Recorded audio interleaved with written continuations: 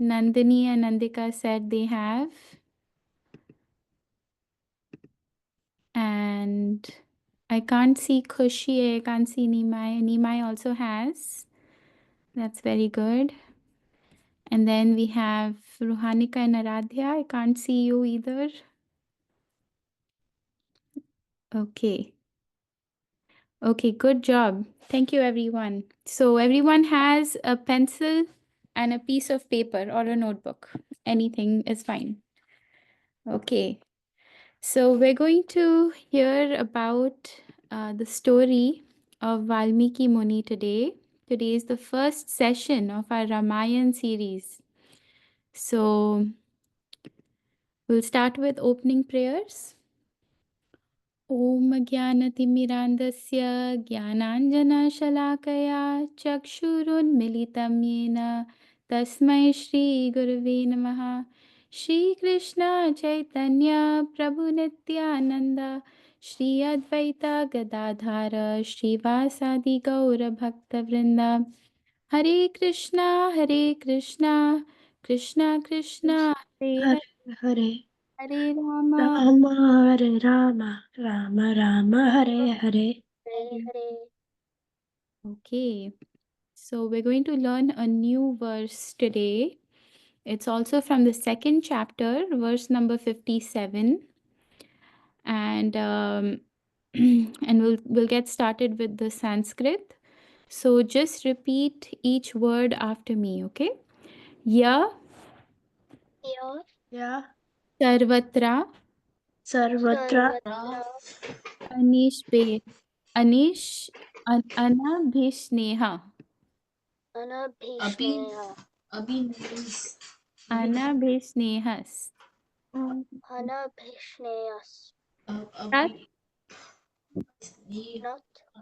tat tat prapya shubha shubham nabhinandati न द्वेष्टि तस्य प्रज्ञा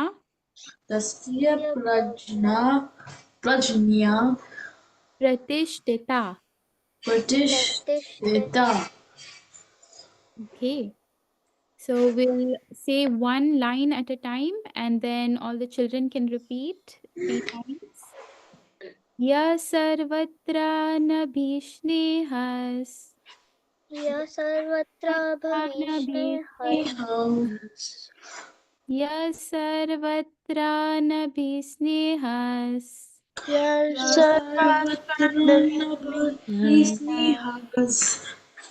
Ya sarvatra nabhishnehas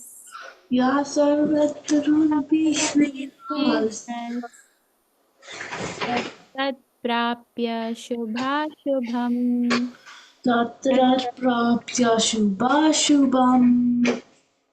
तत् प्राप्य शुभाशुभम् तत्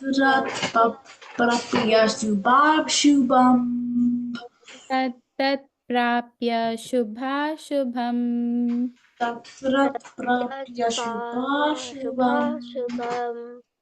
नाभिनन्दति न द्वेष्टि नाभिनन्दति न द्वेष्टि नाभिनन्दति न द्वेष्टि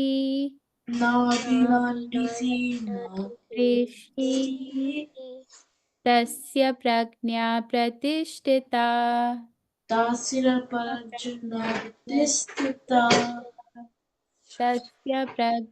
प्रतिष्ठिता तस्य प्रज्ञा प्रतिष्ठिता तस्य प्रज्ञा प्रतिष्ठिता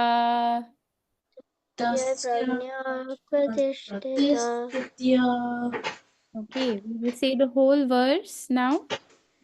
Ya sarvatra nabhishnehas Ya sarvatra nabhishnehas Tatrapya shubhashubham Tatrapya shubhashubham नाभिनन्दति न द्वेष्टि नाभिनन्दति तस्य प्रज्ञा प्रतिष्ठिता तस्य तस्य प्रज्ञा प्रज्ञा प्रतिष्ठिता. प्रतिष्ठिता. Okay, we'll say the whole verse together now. यः Yes. सर्वत्रानभिस्नेहस्तत्तत्प्राप्य शुभाशुभम् नाभिनन्दति न द्वेष्टि तस्य प्रज्ञा प्रतिष्ठिता. Who is speaking and some sound is coming? Okay, all right. We can recite the whole verse together. यः सर्वत्रानभिस्नेहः तत्तत्प्राप्य शुभाशुभम् नाभिनन्दति न द्वेष्टि तस्य प्रज्ञा प्रतिष्ठिता. Okay. Shall we recite it together 3 times? Everyone can unmute and recite. Okay. यः सर्वत्रानभिस्नेहस्तत्तत्प्राप्य शुभाशुभम् नाभिनन्दति न द्वेष्टि तस्य प्रज्ञा प्रतिष्ठिता. Okay, one more time. यः सर्वत्रानभिस्नेहस्तत्तत्प्राप्य शुभाशुभम् नाभिनन्दति न द्वेष्टि तस्य प्रज्ञा प्रतिष्ठिता. Okay, any volunteers to read the verse which is on the screen, not the translation, the verse, and repeat? Anybody would like to read? Ansh, do you want to repeat? Just the Sanskrit. यः सर्वत्र नभीष्णेहस्तत्तत्प्राप्य शुभम् नाभिनन्दति न द्वेष्टि तस्य प्रज्ञा प्रतिष्ठिता. Okay, that's very good. Thank you. Who else would like to read? Rohanika, Aradhya, would you like to try? You can read, no problem.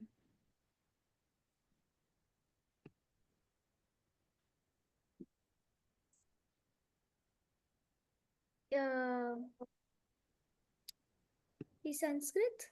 Yeah, the Sanskrit. No problem, no worries. Anybody else would like to try the Sanskrit? Nitya wants to try? Okay, no problem. Khushi wants to try the Sanskrit part? No, Ashi? Okay, all right. So, Nima, you want to try the Sanskrit?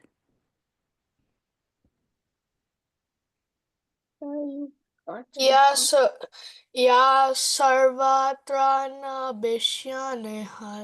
तत्तत्प्राप्य शुभाशुभं नाभिन्नदति नाद्वेष्टि तस्य प्रज्ञा प्रतिष्ठिता. Okay, thank you. Nandini and Nandika have your hands up.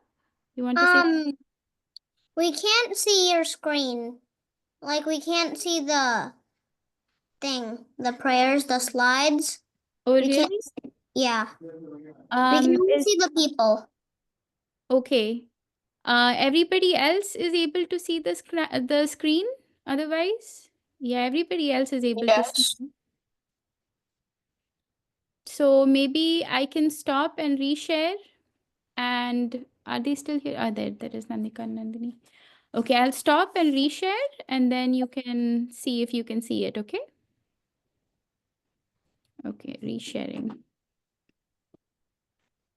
Is everybody able to see the slide now? I reshared it. Okay, you're able to see it? Good, good. Okay. All right. So synonyms, we'll go for word to word translation. So I'll say the word and the translation and everybody can repeat, okay? Yah, one who. You can unmute. Yeah. One who. One who. Sarvatra, everywhere. Sarvatra.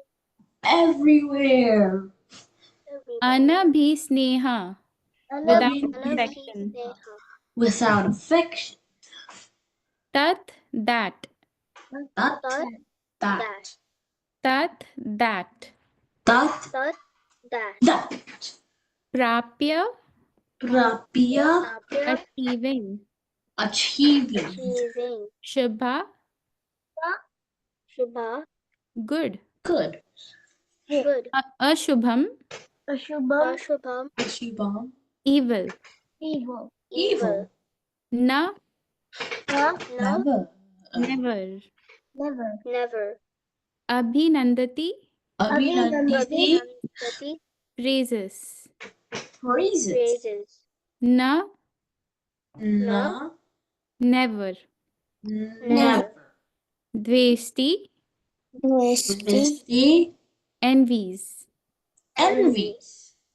Tasya, Tasya. his. His. Pragnya, Pragnya. Na. perfect knowledge. Perfect knowledge. Pratishtita, Pratishtita. Pratishtita. fixed. Fixed. Fixed. Okay, anybody would like to volunteer for reading the translation? Okay, let's see. Okay, we can start with Satya. Okay. In the material world, one who is unaffected by whatever good or evil he may attain, neither praising it or nor despising it, is firmly fixed in perfect knowledge. Okay, thank you. Let's see. Nitya wants to wants to read the translation. The material world, one who is unaffected by whatever good or evil he may obtain, neither praising it nor despising it, is firmly fixed in perfect knowledge. Okay, thank you for reading. Khushi wants to read.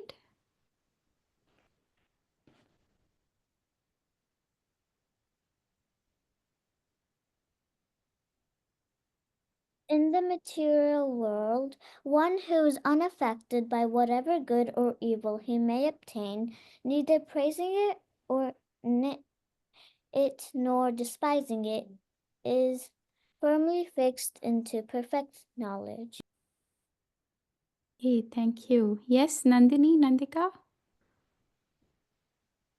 In the material world, one who is unaffected by whatever good or evil he may obtain, neither praising it nor despising it, is firmly fixed in perfect knowledge. Okay, thank you. Ashi.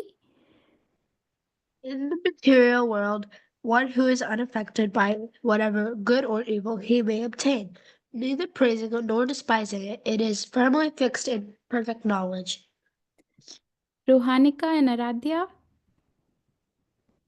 In the material world, one who is unaffected by whatever good or evil he may obtain, neither praising it nor despising it, is firmly fixed in perfect knowledge.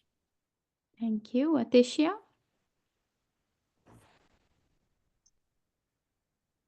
In the material world, one who is unaffected by whatever good or evil he may obtain, neither praising it nor despising it, is firmly fixed in the perfect knowledge. Okay, thank you. Anybody can tell me what this means? What do you understand from it? Anybody can put their thinking cap on and is able to describe? Ashi? No? Not working yet, the thinking cap? Okay, so this verse actually is going along the same lines as before. So if one remains unaffected, it remains undisturbed by good or bad that happens to him, if he remains calm in all situations, he is known to be firmly fixed in perfect knowledge. He is said to be in knowledge, a wise person. A person who is wise is not affected by the good or bad that happens to him. So you see this picture? What's going on here? So someone won. Yes, Satya, what is going on? Okay, so they were playing soccer, and this guy he practiced, but this guy didn't. So this guy won, but this guy didn't. Yeah, so we can see one person, he won the soccer match, and the other one, he looks like he lost. He looks very sad, right? So, one person, sometimes, we go through different situations in our life where we have done our best, but still we lose, right? We have given it our everything, but still we don't get the result that we expect. Has it happened to anyone where you've done your best, but you haven't got the result that you expected? Yeah, it happens sometimes, right? It's part of life. But sometimes, say you go to an ice cream truck and you just ask for one scoop of ice cream, and sometimes you get two. Does that happen to someone sometimes? It could happen, right? But what will that situation do to you? Will it make you happy? Yeah, it'll make you so happy that you got two scoops instead of one. So, this is the reality of this world. Some situations make us very happy, and other situations make us sad. But someone who is in perfect knowledge, someone who has gained perfect knowledge, he remains calm in every situation. Someone who's wise remains calm in every situation. So, this verse is also following a similar theme as the previous verses from the Bhagavad Gita that we learned, that how to remain calm in every situation, to not feel when one gets too sad, not to feel too sad. And if one happens to be in a situation where things don't go the way we want, right? Just like the soccer player, you can see he must have played really hard, but he still lost the match, it looks like. But one can still remain calm and composed and not be affected by our emotions in every situation. It's good to feel emotions. It's not that one shouldn't feel the emotions. It's important to acknowledge the emotions you're feeling, but at the same time, it's not good if it affects everything that you do. Say that you became so sad that you're going to not do your assignments for the next week because you're so sad from losing the match. Then that's not good, right? No, that's not good. Or if you're so happy that you won the match, the soccer match, and that affects you so much that it makes you proud sometimes, right? And it can cause some people to misbehave with others. Then that's not good. If it affects our behavior, then it's not good at all. So a wise person knows how to remain calm in happy situations and in sad situations. So, this is about today's shloka. We're going to move on to the story now. So, who is this person in the picture? We're going to start with our Ramayan series, right? Yes, Nandini, Nandika. Where's the picture? Did he write the Ramayan story, the story? Yes. What is his name? Yes, Nandini, Nandika. Valmiki Muni. Yes, his name is on the screen. His name is Valmiki Muni. So, and he wrote the Ramayan, right? So we're going to learn the story about how he came up to writing the Ramayan. Okay, so we're going to get to know a little bit about him. So many years ago, many thousands and thousands of years ago, actually, there was a hunter. So this hunter was very harsh, very evil. So he actually killed things, killed animals, and killed people for a living. So whoever passed through his part of the forest, he would rob them, he would steal from them, and he would murder them. So he would be hurting a lot of innocent people. Is it nice to hurt innocent people, people who have not done anything wrong? It's not very nice, right? So this is what this robber would do. And it so happened that once his name actually was Ratnakar, this robber, okay, this thief or dacoit. His name was Ratnakar. So he was actually in the forest. Yes, everybody, please listen attentively because there will be a Kahoot in the future.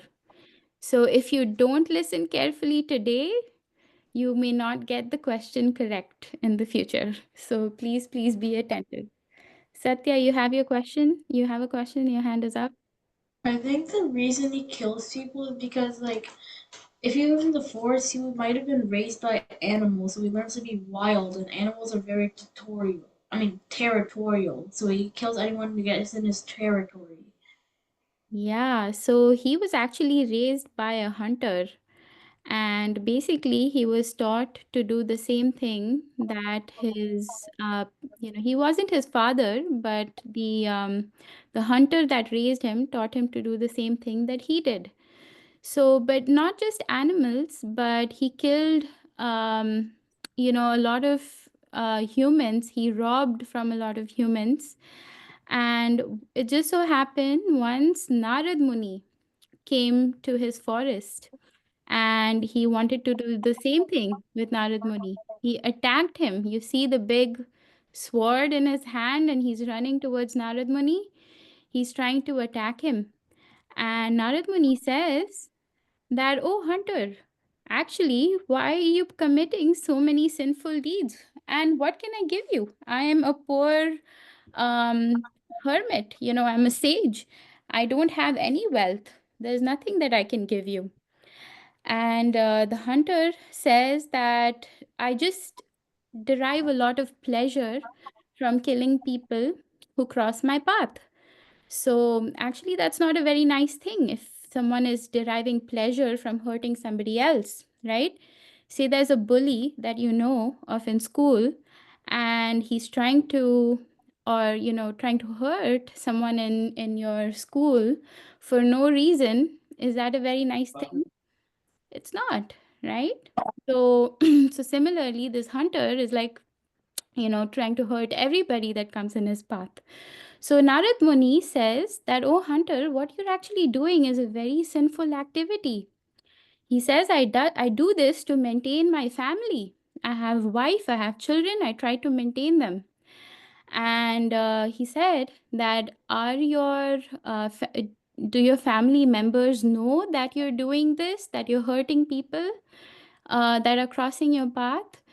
And he says, no, they don't know that I do this to maintain them, to give them food, simply to give them food and water and shelter. I kill others. They don't know that.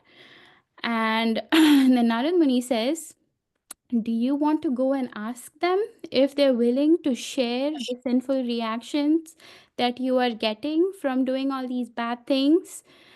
And then he said, sure, I can go ask them, but don't use this as an excuse to escape. So he ties up Narad Muni. Narad Muni allows to tie him up. So Narad Muni, he ties up Narad Muni and he goes and asks his family that, actually, just to maintain our family, I'm killing all these people who are passing through this forest and I'm stealing from them. will you be, and I just heard that's a very sinful reaction, that's a very sinful activity. Are you willing to take some part of my sinful reaction? And his family says, no, we don't want any sin. We don't want any sin at all. So then he realizes, so he has a moment of revelation that actually even my family doesn't want to participate in sin, in sinful reactions. So he goes back to Narad Muni and he actually falls at his feet and he says that, oh, Narad Muni, that I was simply doing this for my family, but they also don't want to be part of this. So please, take me under your shelter and please tell me how I can reverse this sin. Please tell me how I can stop all this sin and how I can get rid of it from my, erase it from my history, all the sinful activities that I've done. So Narad Muni tells him that actually it's a very simple process. And he tells him that you simply have to chant the name Ram. Can everyone say Ram? Ram. Ram. Can everyone unmute and say Ram? Ram. Is it easy Ram. to say? Is it easy for you to say it? Is it an easy word? It was, right? Yes. Let's take the names of Ram. But guess what? This hunter, Ratnakar, he could not say it. He was so sinful, he was so horrible that he could not say it because he was used to speaking harsh words and he was used to speaking, unkind words. He could not even say the word Ram. And therefore, Narad Muni, being very, very clever, he said, okay, no problem. Can you say the word Mara? Mara is also the name of death. Okay, so he said he thought to himself that maybe the hunter, because he's so sinful, he cannot take the name Ram. So maybe he can take the name Mara. So that was easy for him. So he could say Mara. And he just asked him to chant the name Mara continuously. So basically, this hunter, he sat in one place and he started chanting Mara, Mara, Mara, Mara, Mara, Mara, Mara, Mara, Mara, Mara. So what happens when you chant Mara, Mara continuously? You're actually chanting Ram, right? So he somehow the other got him to chant the name of Ram continuously. So he started chanting, and it is said that 60,000 years, Valmiki Muni, he meditated on on the names of Ram. And when he did that, names of God are so purifying that it cleansed him of all his sinful reactions. It cleansed the whole his whole consciousness of all the sins that he had committed, and and therefore, he was chanting and chanting for many many years. He chanted for so long that his the fat around his body disappeared and he was only skin, muscle, and bones. And also, there were anthills growing around him because he was in one place. And when he finally came out of meditation, he went to the bank of the Ganges and he had a little ashram there and he had some students there. So, therefore, his name became Valmiki. Valmiki means one who was born or who came out of the anthill. So, you can see the anthill in the picture and how he came out of meditation. He came out of these anthills. And So we can go to the next part of the story. So now Valmiki Muni, he is a great sage. He has been cleansed of all his past misdeeds, all his sinful reactions from killing innocent people.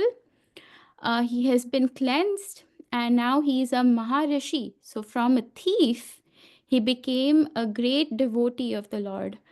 And we can see in this picture how he has his own ashram, he has his student, and and here now Narad Muni is visiting Valmiki Muni again.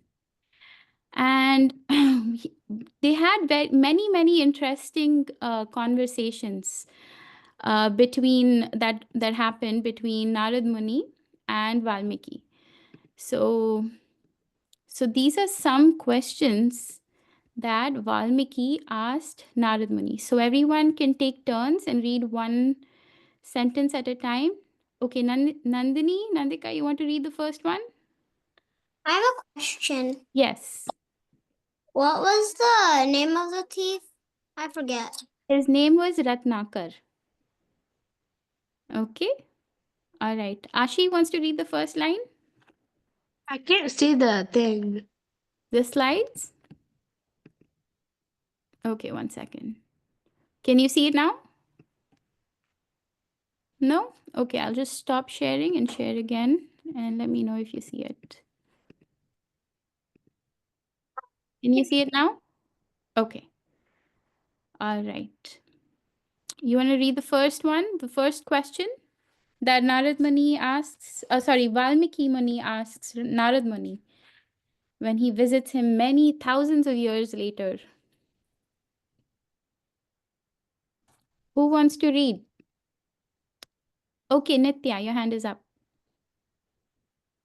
Please tell me who present now on earth is a reservoir of all of answers in full.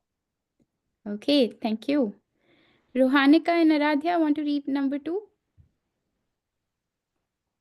The most accomplished, learned, powerful, noble-minded, truthful, and grateful. Okay. Number 3. Nandini, you want to read? Nandini, Nandika?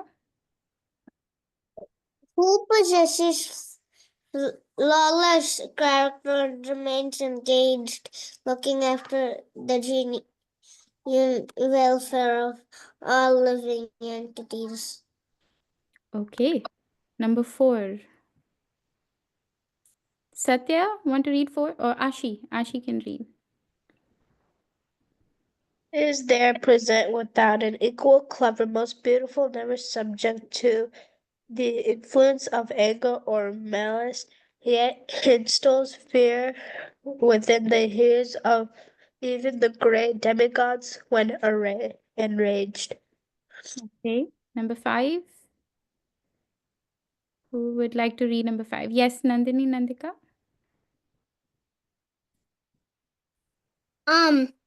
Wait, 1 second. Who has the prowess to protect everyone within the 3 worlds? Okay. And the 6th one. Okay, Nandini, Nandika, since your hands are up. To whom has the goddess of fortune bestowed all blessings? Okay, so Valmiki is asking, and he wants to know from his guru, Narad Muni, that who is the perfect human or perfect person who is currently in this world. And guess what Narad Muni responds with? He says, Lord Ram. Right? Lord Ram is that he says that actually, O Rishi, there's an illustrious king by the name of Ram. He has appeared in the royal dynasty of Ikshvaku and he has come as the son of Dashrath. And and he is the embodiment of all transcendental qualities, and he possesses all opulences, and he perfectly controls his senses, and he is the master of unlimited potencies. And he says that he's so beautiful. He has mighty arms that extend down to his knees, and his throat is marked with three auspicious lines, like those on a conch shell. And he has high and broad shoulders, a wide chest, and a beautifully formed head. And he has a powerful jaw and deeply embedded collarbones.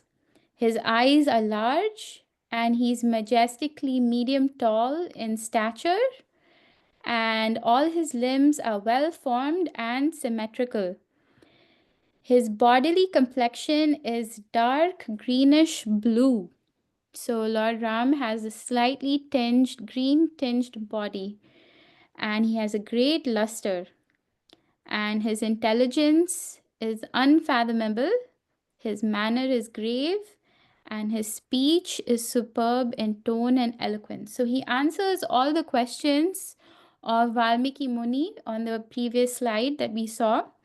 And he says that he is of supremely pure character. He has the best values and character, and is a follower of the true religious principles. So he tells Valmiki Muni about Lord Ram, and he tells him also about the pastimes of Lord Ram in brief. So he explains about Lord Ram. He tells about Lord Ram's pastimes, about his rule, and how he rules over his subjects in a righteous and exemplary manner. So he is now describing, Narad Muni is describing to Valmiki Muni about Lord Ram. And out of this whole conversation between Narad Muni and Valmiki Muni, he also describes Lord Ram's 16 special qualities. So any volunteers to read what these 16 qualities are? We can go in the clockwise direction. We can start up here. Yes, Nandini. Nandini. Like, should I read all of them or just one or two? Anybody else also wants to read? Okay, Nimai also wants to read. So you can read 3, and then Nimai can read 3. Okay? And then we can go from there. You can start here. Benevolent to all things. So he's very kind to all living things. He's very kind to everyone. Okay, what about this? Principate Vitris. Yes, so he has all the good qualities. Gunavan. Yes, and this one. Feared by even divas. Yes, so he's feared by even the demigods. Okay, Nima, you want to read the next 3?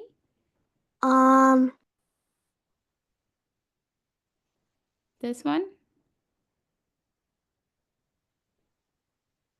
I think you're mute if you're trying to speak something. Yeah, I was. Okay. Can you hear me? Yes, I can hear you good. Brilliant, Yes. non-jealous, truthful. Okay. So we just went through 6 qualities. Ashi wanted to read the next one? Yeah. Content, ableist, Okay. Very nice. What else? adept, knows everything, Okay. good character, excellent behavior. Okay. And let's see. Nitya wants to read? Here?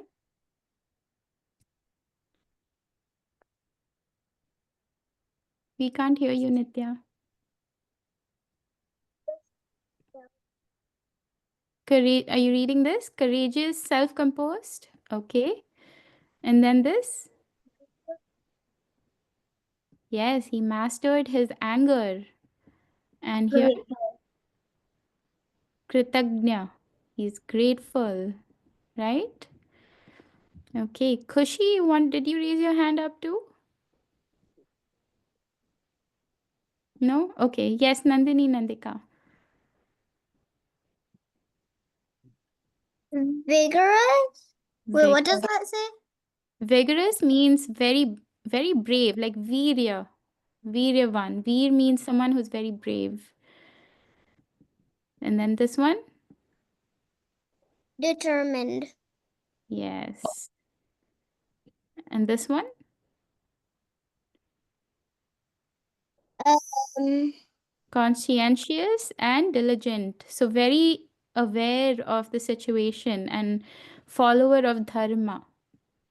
And last one, you can read this one too. extremely handsome to look. Yes, so these are the 16 qualities of Lord Ram that were discussed between Narad Muni and Valmiki Muni when Narad Muni was describing about Lord Ram and his pastimes to Valmiki Muni. So, something very interesting happened. So Narad Muni, he tells all about Lord Ram to Valmiki Muni and he takes leave. He actually leaves. And then sometime later, Valmiki, he goes to take a bath in the river. It is said that he was at the Tamasa river.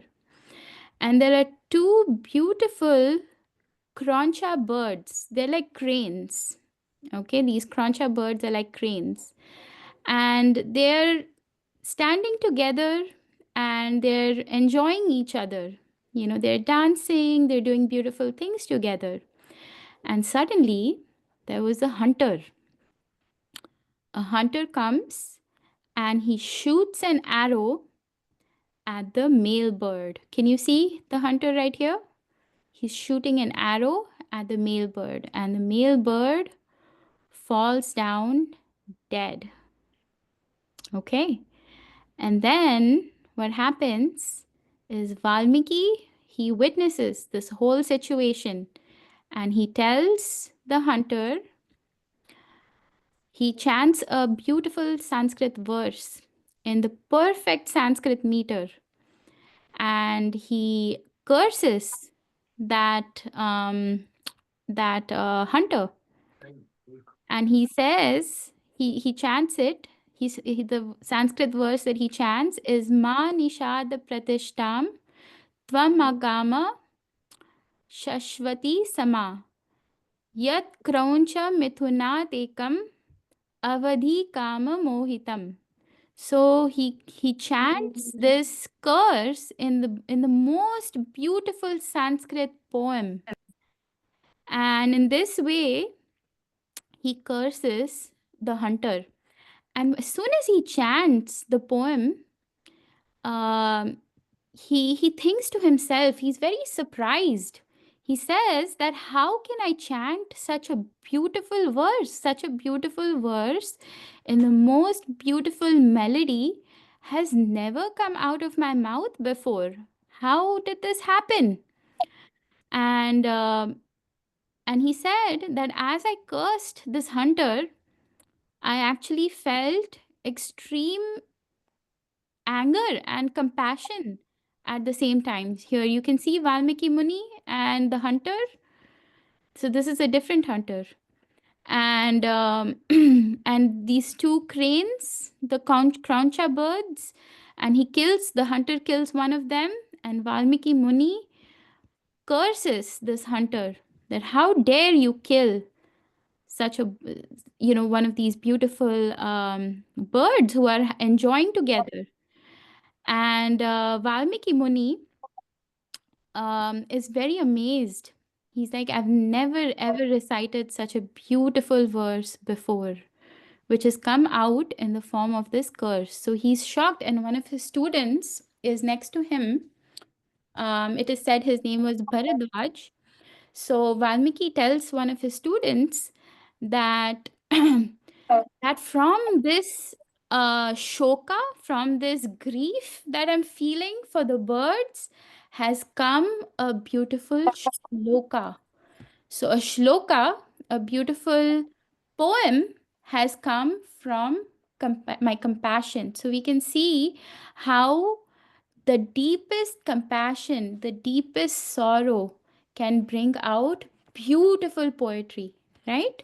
So actually, he's in a lot of grief. Valmiki Muni was in a lot of grief that this happened, and while he is, in grief, Lord Brahma comes to him and he says to not. He tells him to not worry about what just happened, about the curse, about him cursing the hunter, and he tells him that actually this is all the arrangement of the Lord, that now has come the time for you to compose the Ramayan. So you're and you will be empowered. You will have the strength to chant this entire Ramayan in the same beautiful melody that you just recited the curse with. So that melody is also known as Anushtup Chanda. So that is the melody in which that is the kind of melody. There are different kinds of music, right? Rock, classical music, rock music, hip hop music, different kinds of music are out there, right? So this is so even in Sanskrit, there are different melodies in which you can chant Sanskrit verses. So this particular melody or this particular meter is called Anushtup Chanda. So he recited, and and basically Brahmaji told him not to worry. You will be you'll be empowered to write the whole Ramayan. And because this was the very first Sanskrit meter. This was the very first time any sage had said anything in a beautiful meter like this, which is why Valmiki Muni is sometimes known as Adi Kavi, the foremost of poets. Like Arya So the if anyone likes to write poetry, has anyone written poetry here before? Yes, Nimai's hand is up. Nandini, Nandika's hand is up. Who else has written poetry before? So whoever has written Nimai's hand is up. It's very nice. So, so whoever has written poetry before, we can thank Valmiki Muni because he was the very first poet, known as Adi Kavi. And yes, Nandini, Nandika, your hands are still up. You want to say something? Your computer is glitching. Oh, okay, okay. So I'll Yeah, so just we can't, like it's glitching. So we can't really hear you that much. okay. Is everybody else able to hear me okay? Yes. Okay. All right. So he's known as the first poet. And the very first poem, the epic poem that he wrote, and it's not a small book that he wrote a huge book. Do you know how many verses were in this book? It's still glitching. Oh, I'm sorry. Maybe it's your internet connection. You'll have to check. But I'll get my book. he wrote 24,000 verses. The whole of Ramayan is composed with 24,000 verses, all written in the same Sanskrit meter, Anushtup Chanda. And now he was thinking, I've written this beautiful poem. I want to teach it to someone.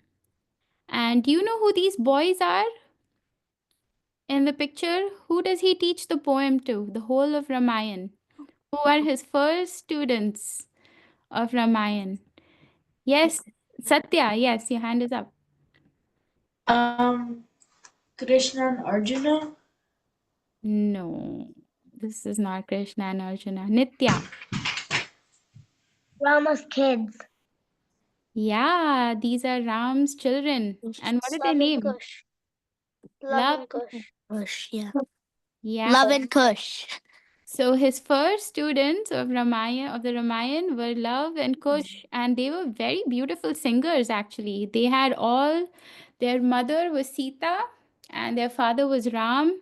And we'll talk more about how Sita came to the ashram of Valmiki, and Love and Kush were born there, and they had all the wonderful qualities of their father and mother, and at the same time they had beautiful voices, very melodious voices, and they were wonderful musicians. So so Love and Kush. So this is Love and Kush, and they go to Ayodhya. They go to and you know, they chant and they sing the glories of Lord Ram, the Ramayan, for the first time. So, all right, I see few hands are up. Yes, Kushi. Miss, we have to go outside and we need a Kushi to start that. So can she Sure. draw now? Yes, yes, absolutely. Thank you for joining, Kushi. Thank you, man. Thank you. Hare Krishna. Yes, Nandini and Nandika, your hand is up again. Didn't Love and Kush not know that like Ram was their father until like a long time? Yeah, they found out later, much later, that Lord Ram is their father. But And how did they didn't. Mother Sita told them. So even Sita, how they did they didn't find know. out? They didn't know their mother was Sita either. They just thought she lived in the forest, but they didn't know their mother was Sita. But we'll come to that. We'll be talking about that in detail, about how Love and Kush got to know. Actually, Mother Sita told them herself. She told them that their father is Lord Ram. So we'll come to that. There's a story behind it. Satya's hand is up. Why do we need a pencil and the paper? So, with the pen and the paper, the pencil and the paper, I would like you to draw your favorite part of the story. Whatever your It's favorite, still glitching. Huh? sorry, Still whatever glitching. your favorite part of the story is, whichever part of the story struck your heart, I would like you to draw it on the piece of paper. Can everyone do that as today's homework? Draw the favorite part of your story. Yes. Okay, thank you, Ansh. Anybody else can do that? I see Nimai has a thumbs up. Thank you, Nimai. Okay, Nandini and Nandika and Satya. Thank you. Thank you so much. So whoever is able to draw can send your pictures in the group, please. Okay? So Love and Kush. So basically, these are some glories of Valmiki. I'll just read the translation. I salute sage Valmiki, who sings in sweet voice the sweet name of Ram. And he who hears the roar, the story of Ram, the lion Valmiki sage, who roams the forest of poetry, attains the supreme state. I salute the sage, the pure Valmiki, who is not satiated even after constantly drinking the nectarine story of Ram. So that's the end of our class. What is your favorite part of today's story? Would anyone like to share? Yes? Yeah.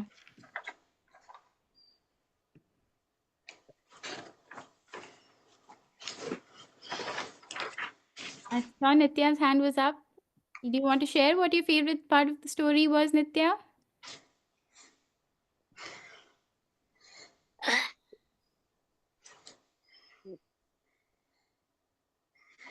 Okay, who else would like to share? Satya, you want to share the favorite part of the story for you? I like when the hunter was about to kill the guy. Narad Muni? Yeah. That's interesting. Nitya, your hand is up again. You want to say something? I like the part where when not yeah, Valmiki he was a bad guy and he couldn't even say wrong. Yeah. Mara. Oh, that part? You like that part? Yes. So you can see that he just had a moment of association with pure devotee of the Lord, and he became from a hunter to a great sage, right? Lava matra sadhu sangha, just a tiny moment's association. Okay. Nandini and Nandika, you want to share something? Your favorite part of the story? No? Okay. How about Nimai? I like the part where Valmiki taught Ram's kids the poetry. Yes, that's a beautiful one too. Thank you. So, and you know what is my favorite part? My favorite part was how Valmiki he followed the instructions of Narad Muni and he chanted the names of Lord Ram for a very long time. And what did that do? It cleansed his heart. It's clean. It cleaned his heart. It scrubbed his heart clean of all the bad qualities, and all the good qualities shone forward. Right? They were shining. The good qualities. So we can see here. We can chant this mantra, Hare Krishna Mahamantra 1, because this will also clean our hearts. This is going to clean our heart, and it's the prescribed mantra in the age of Kali. We'll chant it once together. Everyone can unmute, chant it together, okay? Hare Krishna, Hare Hare Krishna, Krishna, Krishna Krishna Krishna, Krishna, Hare Hare Hare, Hare, Hare Hare Hare Rama Rama, Rama, Hare Hare Rama Rama, Rama, Rama, Rama Rama Rama, Hare Hare. Thank you. This mantra can clean your hearts, just like it cleaned the heart of Valmiki. All right. Anybody else wants to say something, or should we end for today? We can end. Thank you for joining, everyone. We'll meet next week. Okay. Hare Krishna. Hare Krishna. Hare Krishna. Thank you.